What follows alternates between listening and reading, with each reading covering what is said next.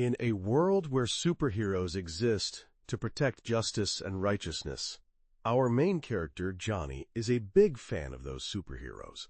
But while watching a show about superheroes, his mom made Johnny go to bed even though it was only 7 p.m. Right after that, the doorbell rang, so Johnny knew something was happening. His mom then went outside to let a stranger into the house.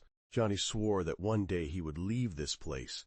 Johnny then took out a superhero comic to read, but his mom unexpectedly came in and told him to go to sleep right away and turned off the lights. As soon as his mom left, the lights in the room turned on again, making her come back to turn them off. But just as his mom left again, the lights turned back on, which made her angry, and she ran in to pinch his ear. But he insisted that he hadn't turned them on. His mom thought he was lying because the lights couldn't turn on by themselves. The light bulb flickered and then exploded. The whole house suddenly lost power, so his mom thought it was due to a blown fuse. She went to check, while Johnny felt something strange about himself. He then shouted on-off, and surprisingly the toy car turned on and off according to his command. But he wasn't quite sure, so he looked out the window and shouted on-off at the streetlight. Indeed, it responded to his command. The streetlights of the whole town then started flickering in response to Johnny, but soon they exploded along with his TV.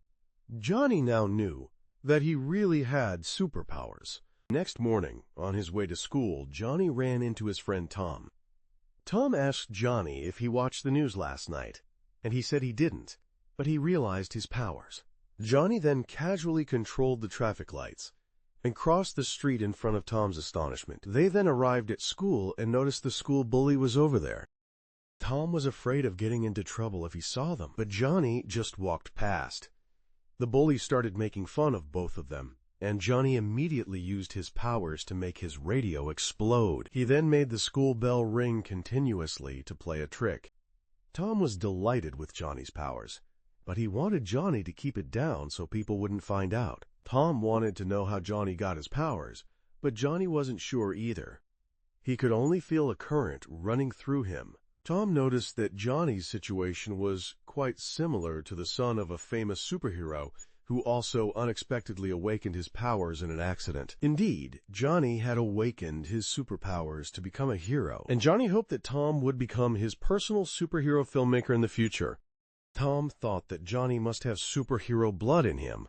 He could be the son of a superhero. Your mom probably doesn't have any powers, so your dad must have some. But Johnny has never met his dad since he was born. The two then met their friend Janice, who always hung out with the group. She came to talk about superheroes and hoped to meet a real superhero one day.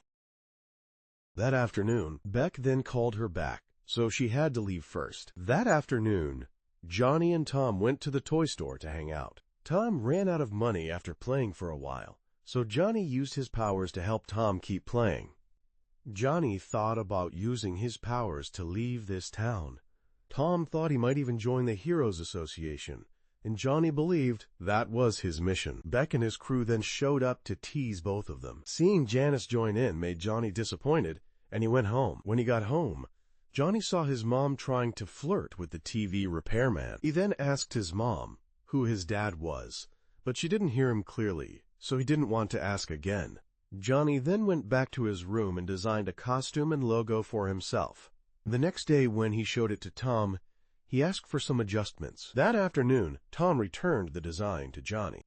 The two then went home to make the costume with whatever they had. After a trial of trying this and that, Johnny temporarily had a decent costume. The two then went to practice outside. Tom wanted Johnny to practice martial arts, because a hero shouldn't rely solely on powers.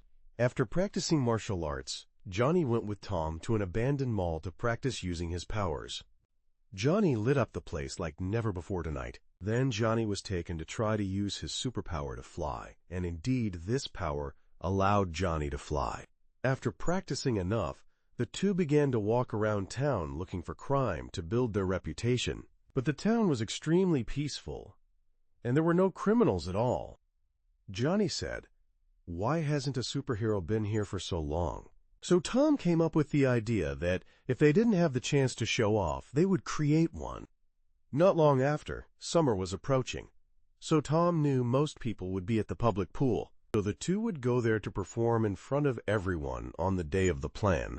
Johnny saw Janice also heading to the public pool, so he said he would let her fulfill her wish of meeting a superhero. Janice avoided him and went ahead, while Johnny then went with Tom to change costumes. Tom told him to fly up and appear in front of everyone. Tom filmed it, and Johnny was soon seen by everyone. Kids all believed he was a superhero, but Janice noticed Tom nearby filming, and Depp recognized him as Johnny. He got flustered by Depp's words, causing him to lose control of his powers and fall into the pool. He panicked and released electricity, shocking everyone in the pool. Most ran out, causing a car to lose control and crash into a nearby restaurant. A truck also lost control while avoiding the running people and crashed into a church, causing it to collapse. Smoke spread, causing another truck to crash into a gas station and explode. The truck then flew straight into the pool, causing the pigs in it to spill out. The casualties were significant, and the police later considered this just an accident without further investigation. Johnny was now filled with guilt and believed he could no longer be a hero.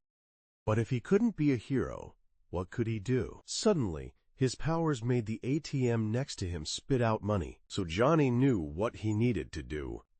But first, he would pack up to leave this place. Sometime later, this is Supermax Prison. Sometime later, this is Supermax Prison, a place created to contain those with superpowers who use them for evil purposes. Simply put, it's to imprison the villains. Those who cause chaos will have the guards activate electric devices on them to suppress them. And now we meet our Johnny. He is now a prisoner of this place. But today is the day of his release. He is being released and set free. As he stepped out of the cell, his close fellow inmates thought he had escaped, but actually this time he was released. Hearing this, they decided they would soon see him outside, not only close to the inmates, but Johnny was also close to the guards. He casually fist-bumped the guard, but they believed he would soon return here.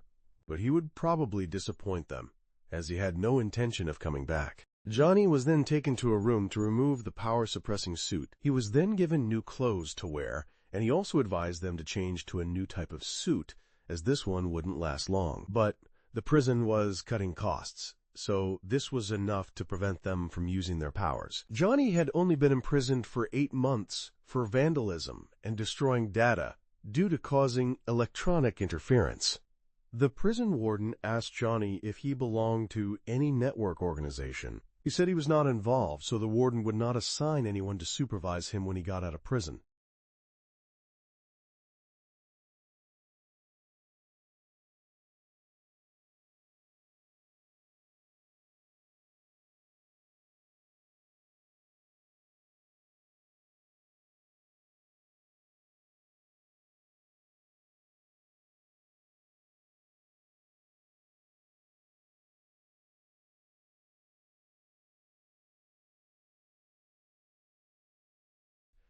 Cassie doesn't know how they got in here. Cassie doesn't know how they got in, but they think breaking in with a supervillain is not that difficult. The group then had a great time drinking, still inside the closet. At this moment, a party is also taking place. Johnny's close friend, a rock enthusiast, wonders about the supervillain Mask, and this pink-haired guy reveals that Mask is a legend. He tells about how Mask once had a henchman, but this guy stole money from him and ran away. Sometime later, this guy had a happy life elsewhere, but exposed information to the crime lord Mask. And then, sometime later, everyone connected to this traitor was successively murdered, from friends and family to this guy's employees, all killed by having their heads blown off. The warden is aware of this case. Until the traitor had a lover and escaped to a mysterious place, there were over 240 deaths, but no evidence to charge Mask, so they couldn't catch him. The crime lord Mask wants the traitor to suffer, not to satisfy him by killing him. He is the one who created the world's top crime network, and this prison contains most of the members of that network. The warden and the prison director are also under his command, but the operation of the prison still has to be carried out. In the meantime, Johnny's group finished their meal and planned to pull off a heist. Recently, the team learned how to use technology, and they devised a plan to rob, But instead of stealing money, which changes value daily, they would steal jewels, which never lose their value. They would rob 10 stores next to each other within 10 minutes. They would only steal according to the plan and not take more, because that would attract security attention. At the same time, there are rarely cases related to powers in San Francisco, so no superheroes would intervene. Cassie wants them to stop doing these things and find normal jobs, but they mock her vegetarian food job.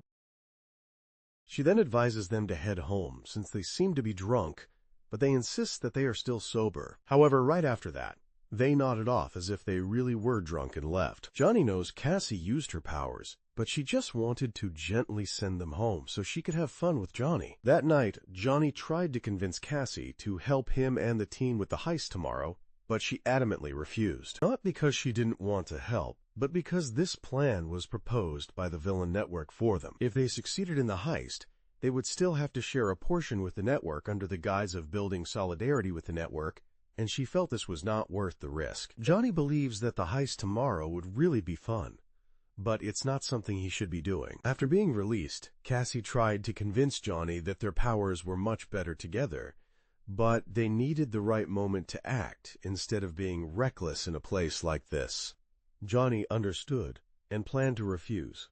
However, 5 hours later, Johnny was robbing the 10th store with his crew.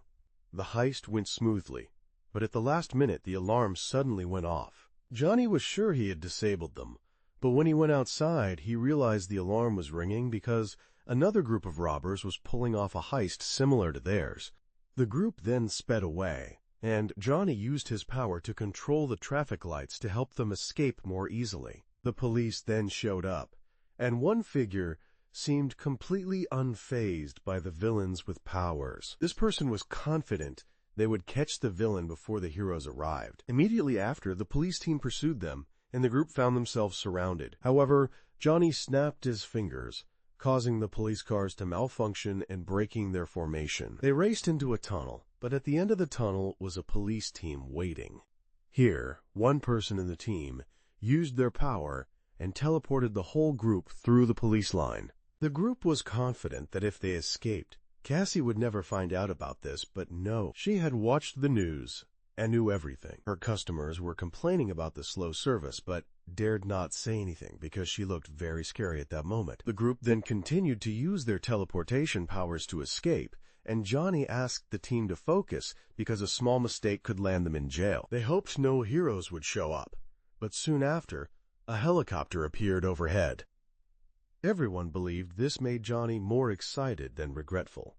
One person in the team then created an ice surface to help the team shake off the police since their vehicle was modified to drive on ice, while the police were not. But they hadn't gone far when the first superhero was dropped in, a superhero as big as a mountain. Despite being so large, this guy moved very quickly, so Johnny turned back at his feet and unleashed a stunning electric shock on him. The guy with ice powers froze his head, but it had no effect. So the black guy had to use his power to bring bad luck upon the superhero. He continuously got hit by falling planes and then fell into a chemical research area. The group then successfully escaped, and they just needed to reach the bridge to be free. But before they could celebrate, another hero found them and attacked. This was the hero Rubber Man, and although he was made of rubber, each punch he threw was extremely powerful. Even while chasing criminals, Rubber Man took the time to stop and take pictures with the citizens. After taking pictures, Rubber Man went back to chase Johnny's group. He rushed in recklessly, causing Johnny to ask if he wasn't worried about harming civilians. But he continued to charge, crushing one of the teleporting guy's cars. They had to split up, but Rubber Man even smashed many nearby houses to collapse and block Johnny's group's path. The ice user had to create a path to help the group escape. The ice guy had to create a path to help the group run away. However, Rubber Man's speed was still too fast. Johnny touched him to paralyze him for a moment, then continued to teleport and create an ice path to run. Rubber Man kept trying to chase them, so Johnny used electricity to intimidate him and let the black guy bestow bad luck upon him. But even with many beams falling, he still managed to push through.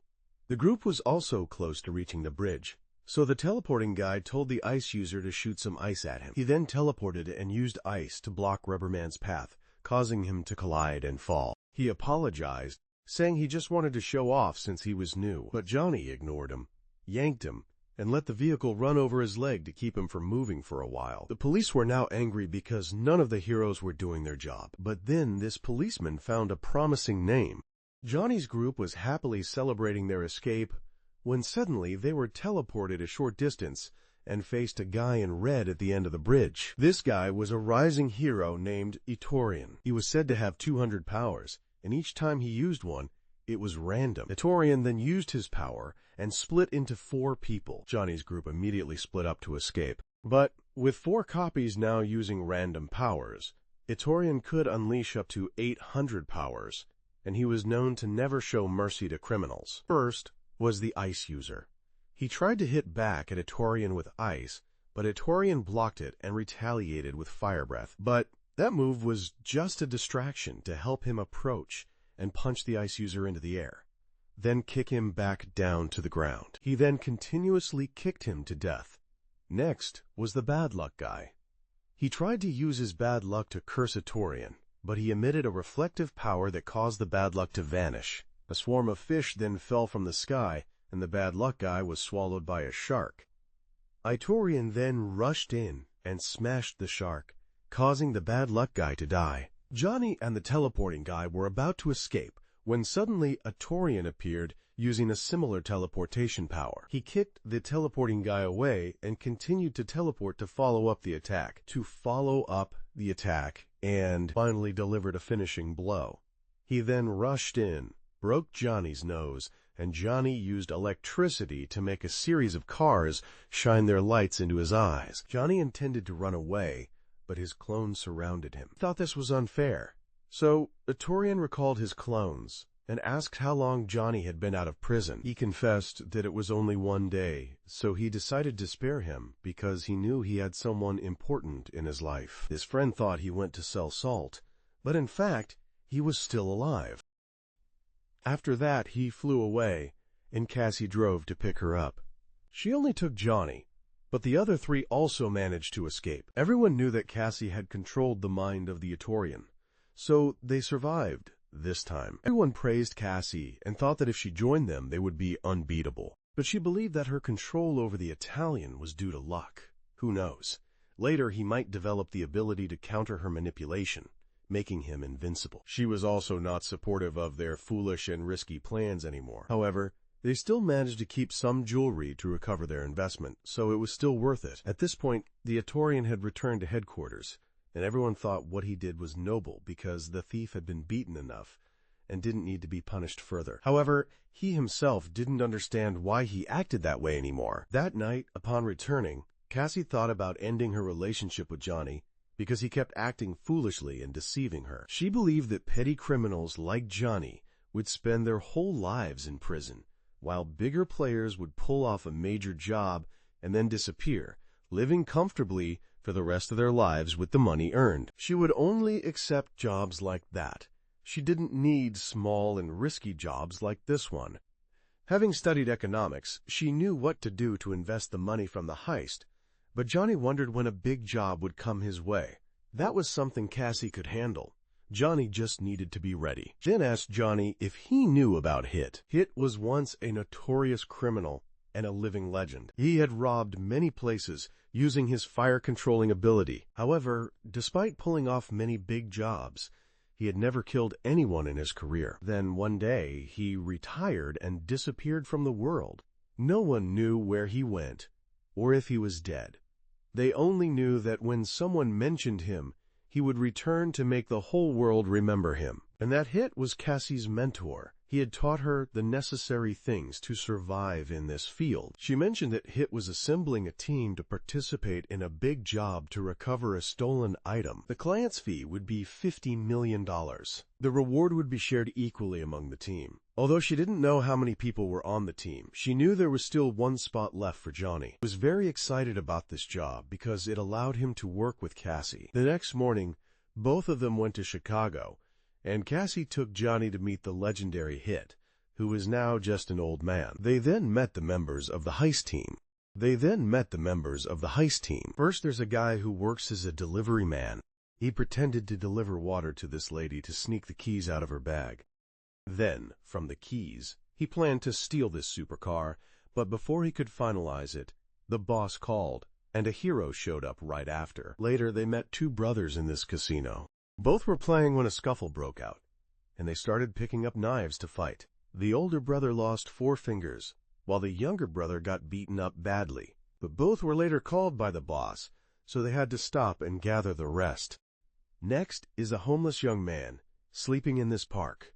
Then there's a man in a suit, looking quite elegant. Johnny is wondering why Hit opened a laundromat. Hit explained that this is not a very clean place, and the dirtier it is, the less likely the police and people around will come by without a reason. He then asked Johnny not to touch the washing machine because he was afraid Johnny would short it out with his power. Johnny thought Cassie knew about his powers, but she never acted like it. Indeed, Hit is a very impressive person. He then looked at some articles and reminisced about his glory days. He mentioned that during that time, the first super criminals appeared, and Hit was one of them. Right after that were the Chicago brothers. They built the first super criminal gang together, but Hit refused to join and gathered people in similar situations to form his own gang. Johnny also got to see the items that Hit used. He also mentioned the story about himself that TV aired is not entirely true, because he actually had been arrested before. The legend about him is not entirely true, but just something people believe and wrote about. Hit then led both of them to meet the other members in this operation. When they met, Hit started explaining the operation that the recent rise of superheroes has also led to an increase in villains. However, the real obstacle is that gang's network. They are a bothersome bunch, where the leaders just plan and send members to execute, then take their share. If caught, the leaders remain safe and suffer no consequences. What's more, even in prison, they are all part of the network, making it easier for them to conduct their business. The brother in the suit named Josh believes Hit intentionally gathered them, the nameless ones, to participate in this operation because they need to be anonymous enough so the network doesn't recognize and interfere. Johnny thinks this brother speaks a bit arrogantly, but the truth is they are still too anonymous. And what Hit aimed for when summoning them is that they all possess a unique ability and play a role in the plan. However, Josh still thinks Johnny's electric shock ability is redundant. Johnny got angry and caused a blackout in the surrounding area, then retorted, what could he do? He showed Johnny what he could do. Josh's ability is to become a ghost, and he can turn invisible and phase through objects. He was previously bullied and exploited by other inmates in prison until Hit came and rescued him, then invited him to join this team. Hit then sweet-talked Johnny because his ability is really useful. He also asked Josh to stop being so nasty and then explained the plan. The movie hasn't told us yet, but it seems everyone is excited about it. By the way, the pair of brothers from the casino earlier are sitting here named Rose and Sam. Both of their abilities are super regeneration. Hit then explained that this mission has 2 halves. The second half is the real operation, but the first half is the dangerous part because they have to rescue a member who was just captured by a hero. That person is TK, the same guy who stole the car earlier, but unfortunately got caught by the strongest gladiator hero of the association while committing the robbery. According to observations, TK has the ability to control metal, but is now captured and may be sent to Supermax prison. If he goes in there, TK will be imprisoned for at least 15 years. TK is an indispensable person in this mission, so their priority is to rescue him. But now they need to gather enough people and necessary tools. Johnny thinks this operation seems costly, but the client had already sent them a deposit beforehand, so no one needs to worry. Cassie knows the client is from Romania due to the wine bottle on the table. This is definitely a gift because Hit wouldn't actively buy this kind. Indeed, Hit had to travel to Europe to find clients, and he found a wealthy benefactor willing to fund his plan. At the same time, during this time, the masked boss of the network is also busy, so no one will interfere with their plan.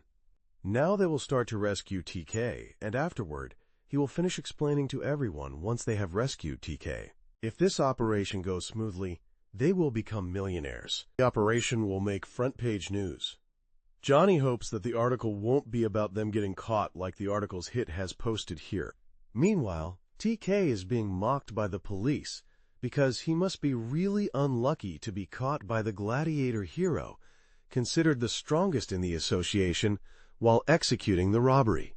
The gladiator then announced that he would go with them, since he also had business to attend back at headquarters. He climbed onto the roof of the plane to sit and started to take off. Meanwhile, Hit had arrived at the airport to inform the receptionist about his arrival to pick up the chartered plane, but she needed to inform her boss, so she wanted him to wait. Suddenly, Johnny ran in to report that someone got caught in the airplane's propeller, so she panicked and ran out to see a bloody scene at the site. Josh took the opportunity to sneak onto the plane they needed to knock out the pilot and open the door for Hit and Johnny. As they both entered, Sam had dragged the older brother's body here and tossed it into the restroom with abilities like Deadpool, so Rose's body regeneration speed is extremely fast. The whole group had been playing around for a while.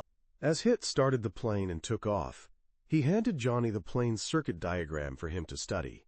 Gradually he advised Johnny not to compare his abilities with others, but to find his own style.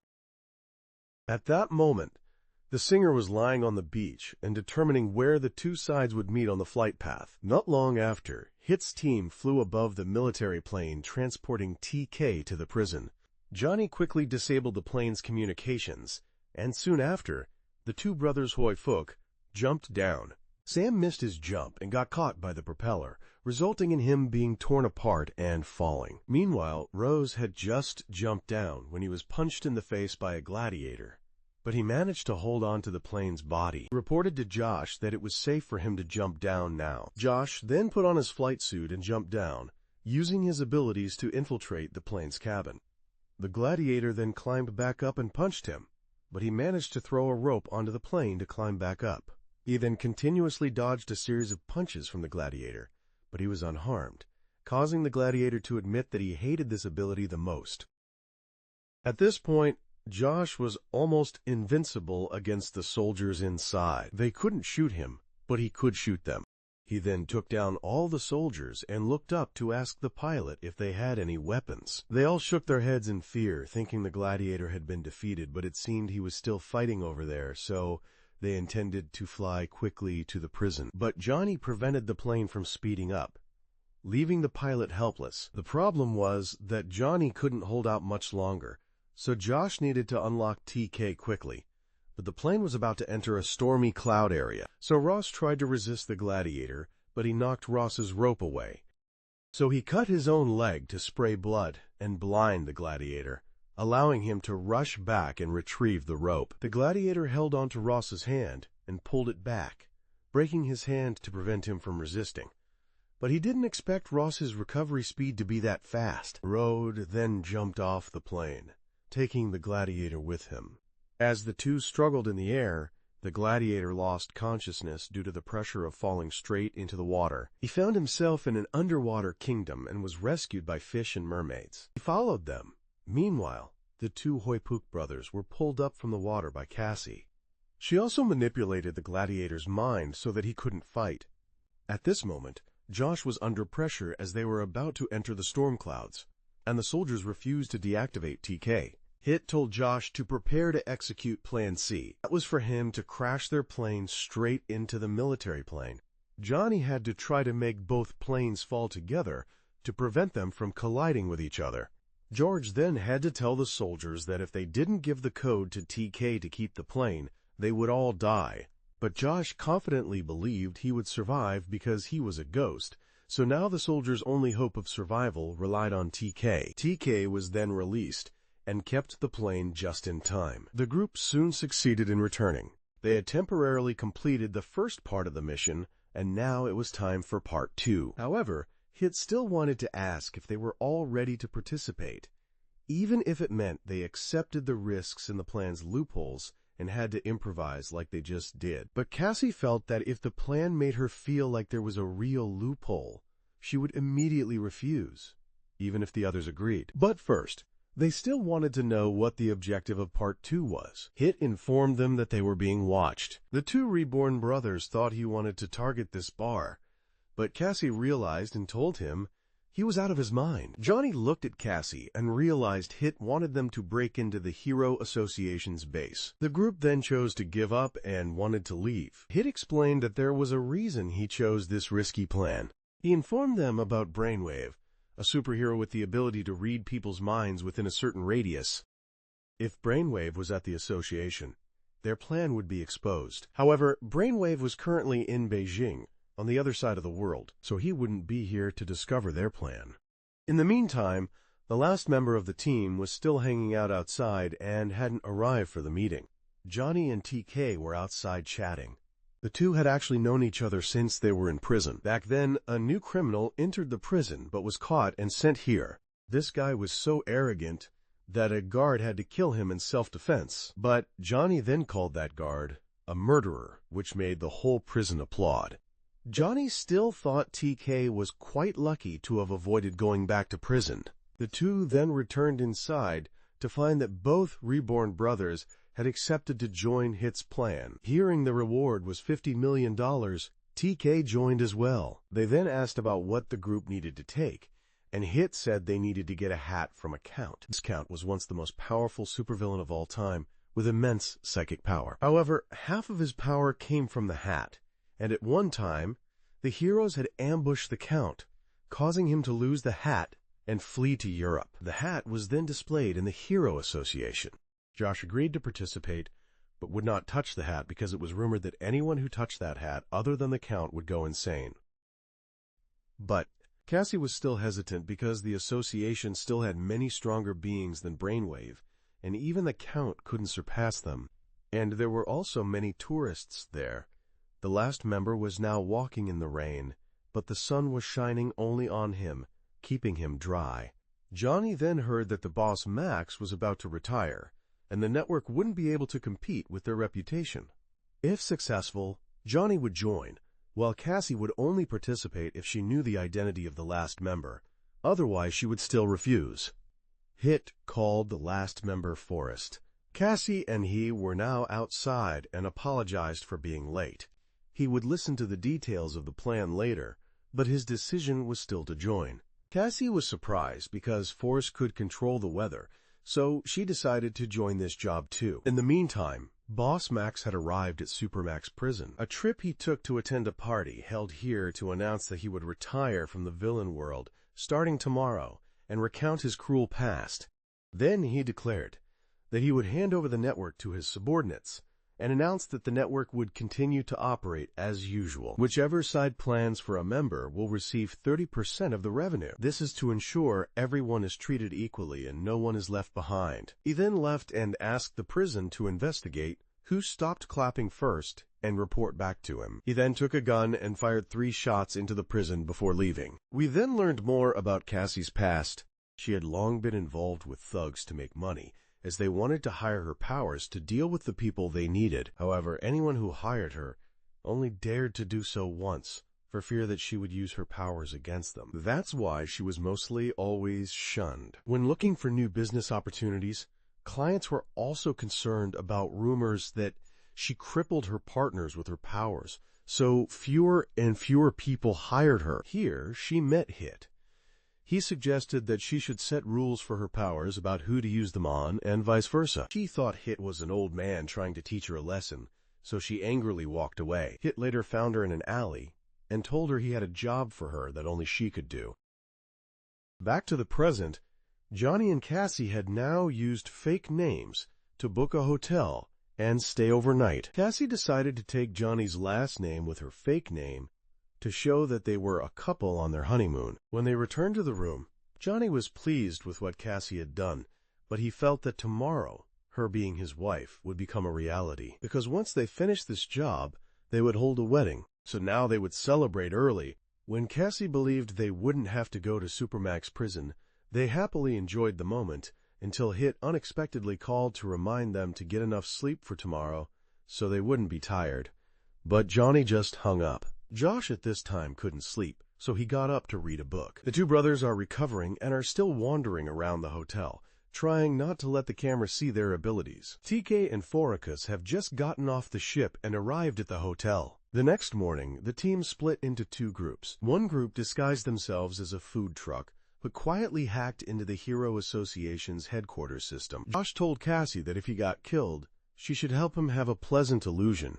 He then turned to Johnny and asked what he would like to see before dying, and he thought just seeing Cassie would be enough. The heroes of the association then officially returned to headquarters to meet their fans. Besides the leader of the superheroes and other famous heroes, the notable figures we met earlier, the Gladiator and Atorian, also appeared by Hit's food truck, which was struggling to attract customers. He also noticed that it was time for the campaign to start at the city cemetery. At that moment, a couple was taking pictures when suddenly a horde of zombies emerged from the graves. The seemingly dead supervillain, the Soul Collector, unexpectedly revived as a zombie and flew up to lead the army of the undead.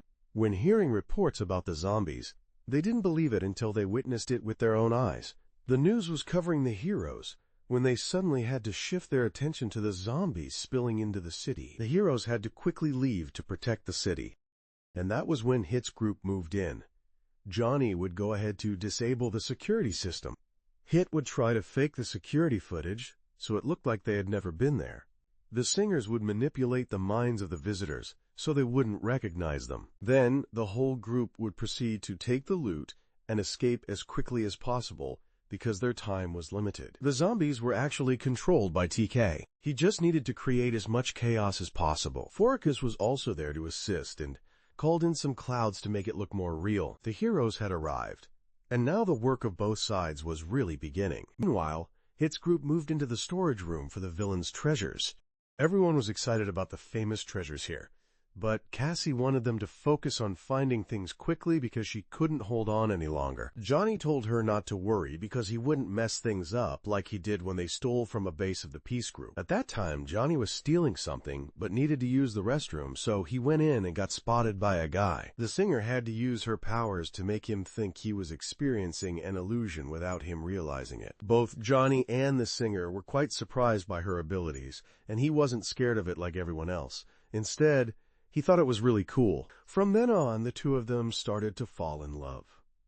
Johnny had found the hat, so Josh took care of getting it out. But unfortunately, at the same time, Atorian had not left the association because he was unaware of the zombie situation.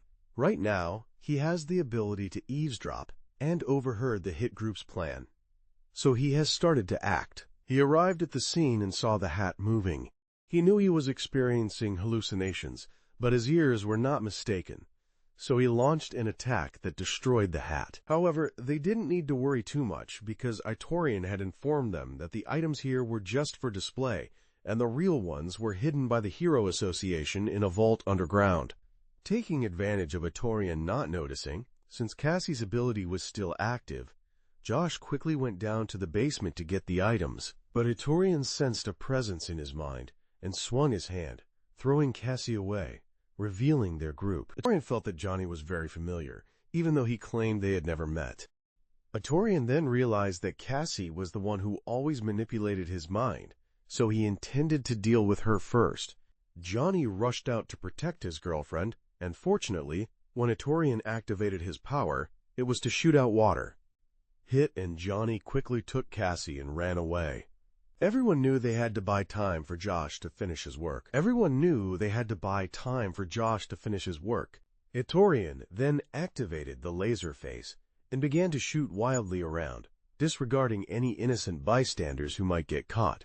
Sam charged from behind to poke him in the eye. He quickly switched to hardening his body and threw both of the brothers away as they lunged at him. Josh had now reached the basement and discovered a hazardous warning area, so he was sure the hat was inside.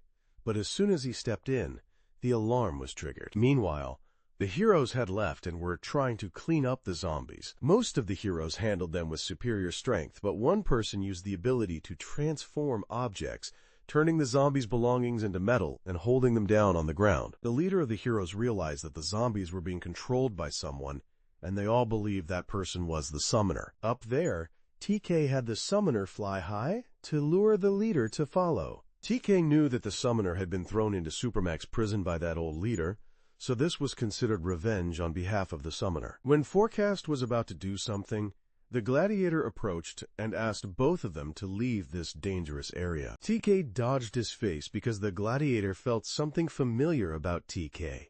He proactively left and pulled Forecast along before the gladiator remembered.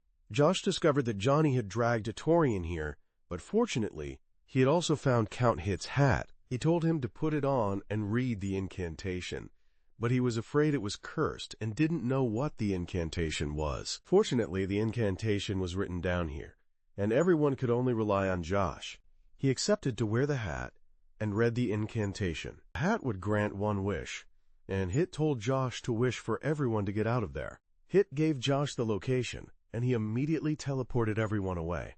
The whole group, including TK and Foricus, were then teleported. Meanwhile, the leader of the heroes had grabbed the summoner's head and slammed it hard into the ground. They all thought the summoner had truly been defeated. Meanwhile, Hit's team returned to the home of the Count, who was also their client. While waiting for the Count to pick up the goods, his subordinates informed the group that with that hat, the Count would once again become a supervillain and rebuild a new syndicate.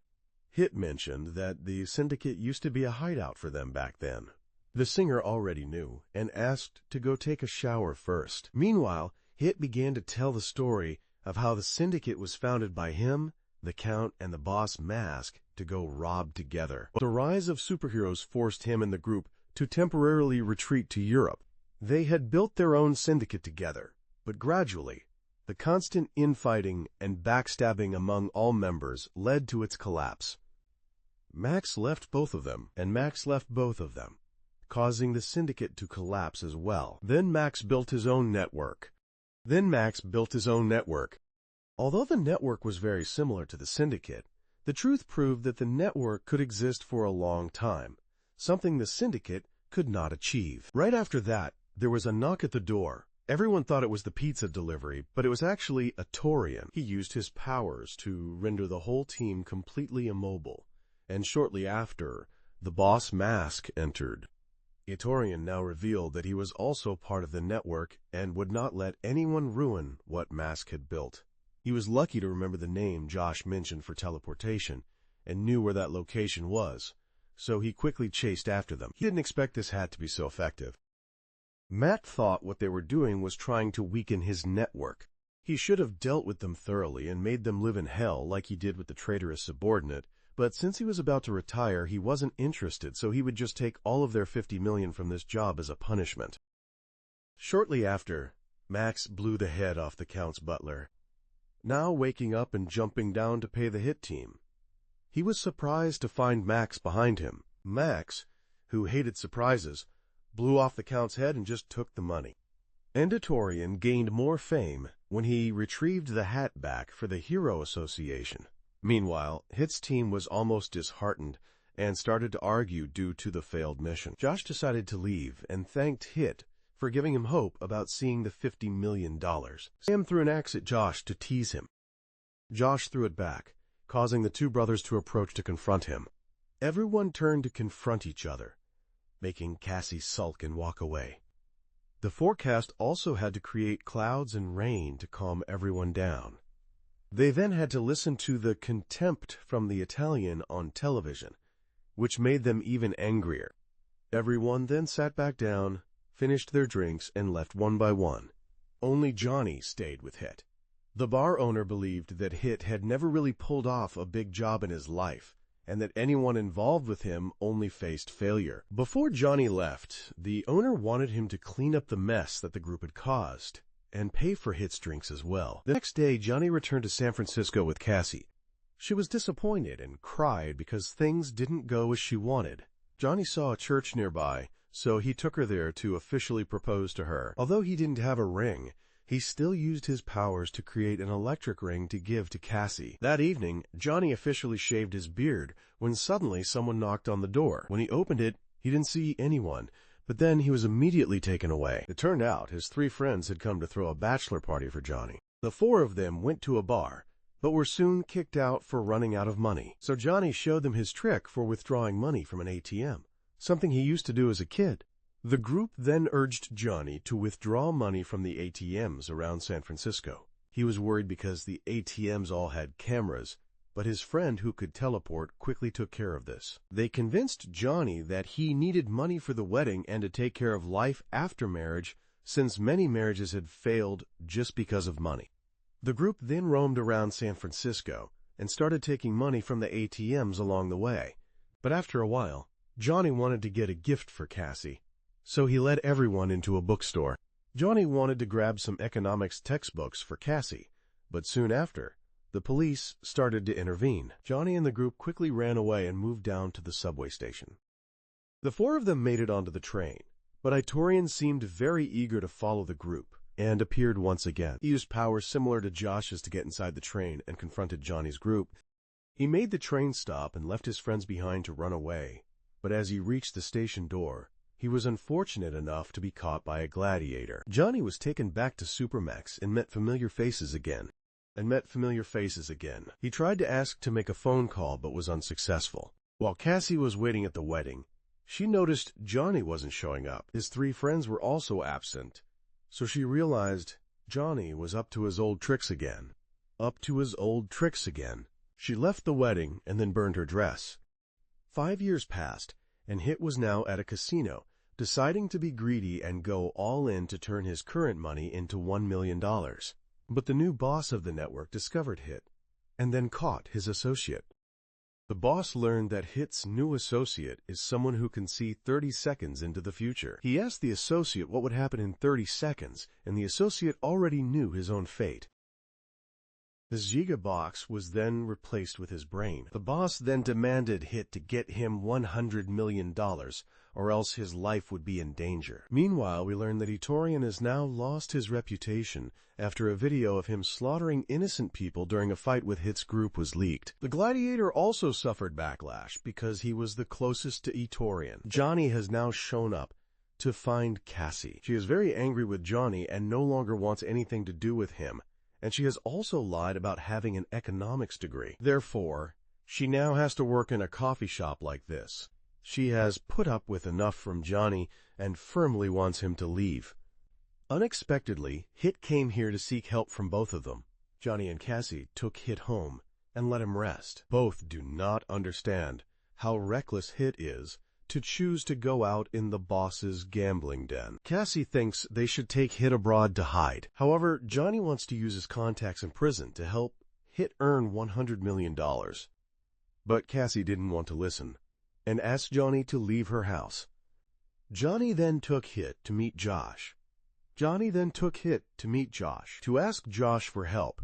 He refused to join Johnny's plan because it was clear they had never succeeded at this before. Josh, like Cassie, wanted Hit to run away abroad, and he would cover the expenses. But they needed his help so Hit could be safe. Johnny then went to find his old teammates again. The next one after Josh was TK. At this time, he was working as a loader to support his family, but his boss forced him to work overtime, ignoring that his wife urgently needed him home to watch the kids. Johnny came to help and was ready to give TK the chance to quit his job. Next, he was walking around the city, using his weather-controlling powers to sell umbrellas. Johnny also found him to call him back for another big job.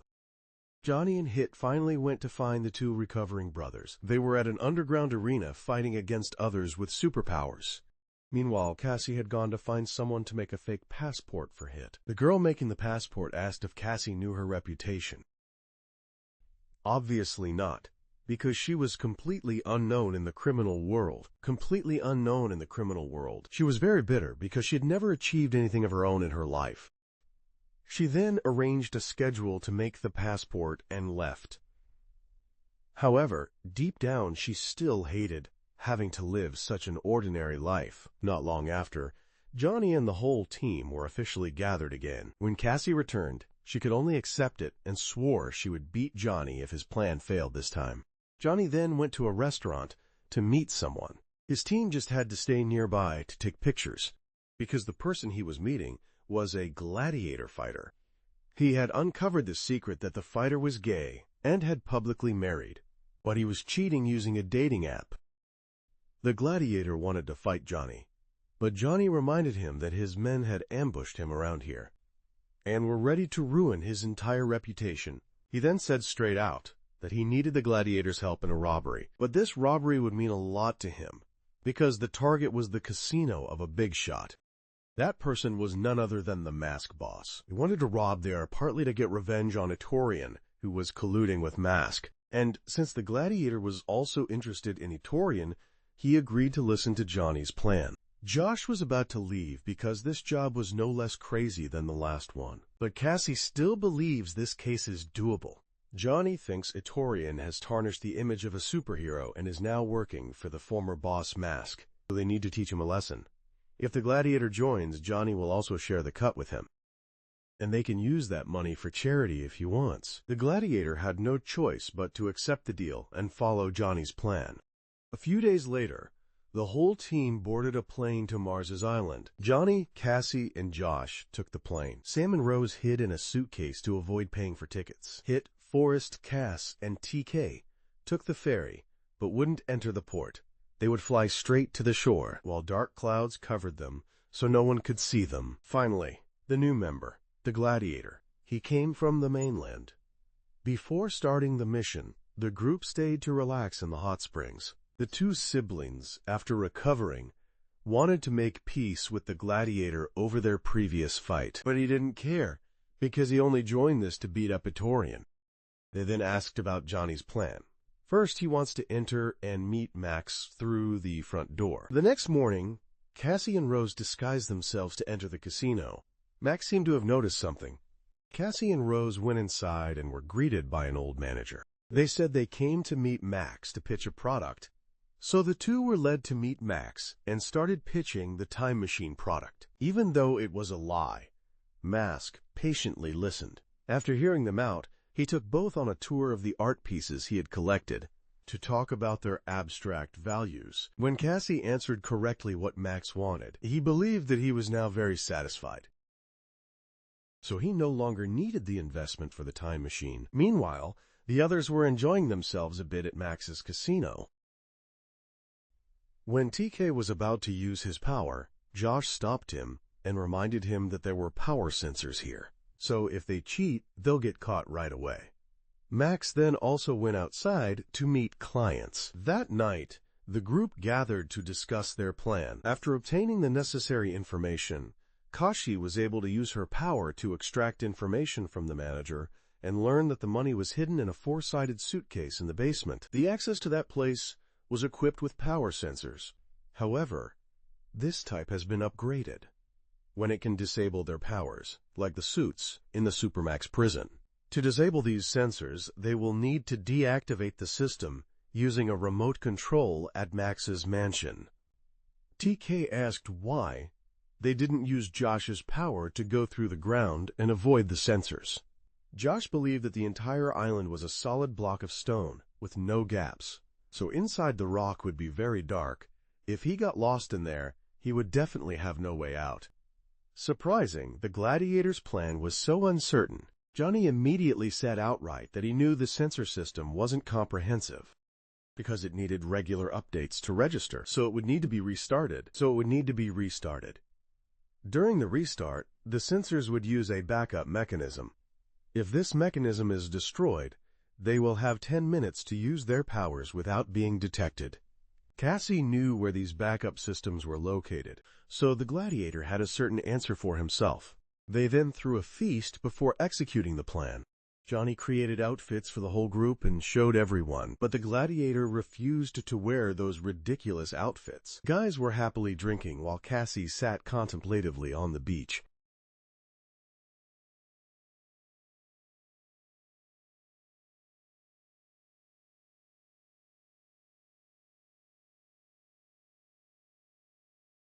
Because he was the one who saved her.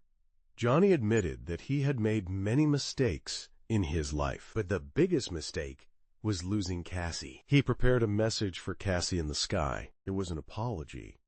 Although they had somewhat rekindled their feelings, the next day, Cassie still went to the airport to leave. Johnny called, but it didn't change her decision. Their plan would be to break in at 1 p.m. because the update would take an hour.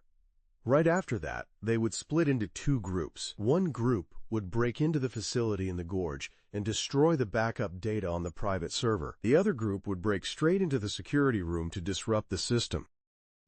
In order to force it to update the data, both sides acted according to plan, but when Johnny's group just took over the control room and accessed the system, suddenly an alarm went off. A bunch of robotic ninjas appeared and attacked them. Johnny and the team couldn't use their powers, so Hit had to use his old flamethrowers to fight back.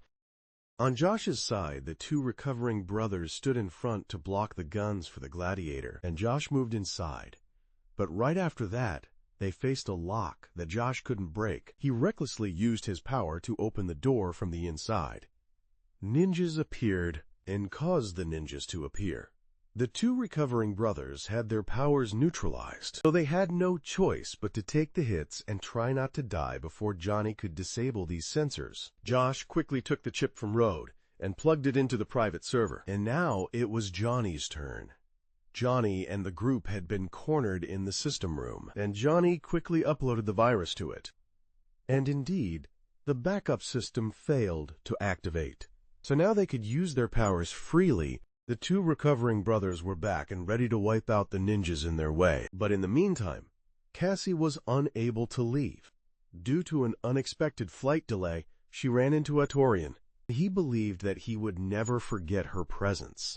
Max also appeared here, and he stated that they should never think of him as a fool. He then took Cassie back to the casino and started interrogating her there. But he wouldn't take long, because he also wanted to kill her as soon as possible. Meanwhile, Johnny's group was facing a large iron door, so Forrest froze it for Sam to break the door open.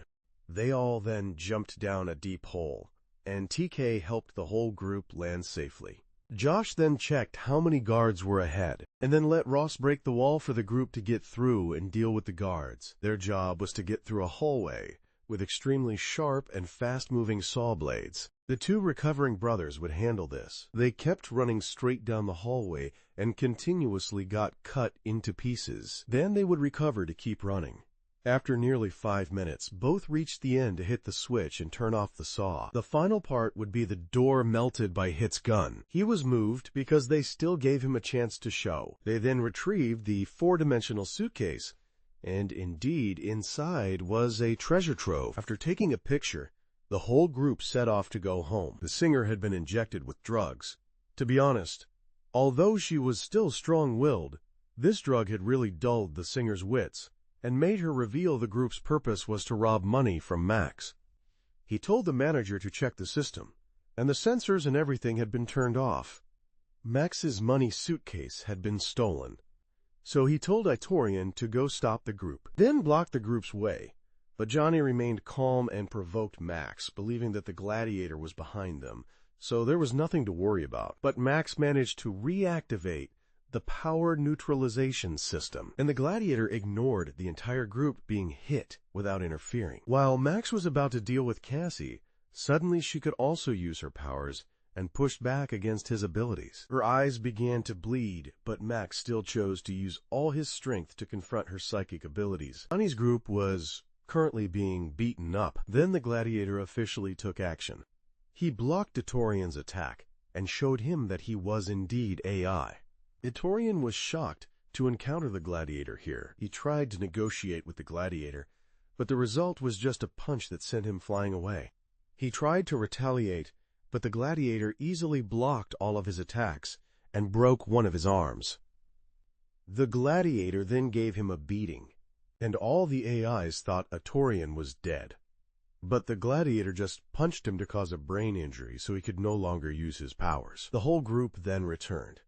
Meanwhile, Max was confident he had won the psychic power match. He then yelled out of anger and blew Cassie's head off. However, right after that, the soldiers reported that Itorian had lost and the casino was in chaos. He then looked back at the drawing he was proud of and realized this drawing was wrong, and the one he just blew off was the manager. Cassie had escaped and reunited with Johnny. Matt then realized he had been manipulated by Cassie since the airport, because where he was standing was a cave, not his casino. Matt was now almost broke and began to regain his passion for being a villain. while Johnny's group had completed the big job and decided to retire. After this, each person got $100 million to spend. Hit went to pay off debts and continued gambling. TK bought a yacht and took his family on a world tour. Forrest put money into researching his own space project. Josh bought land from the government to reform it his way.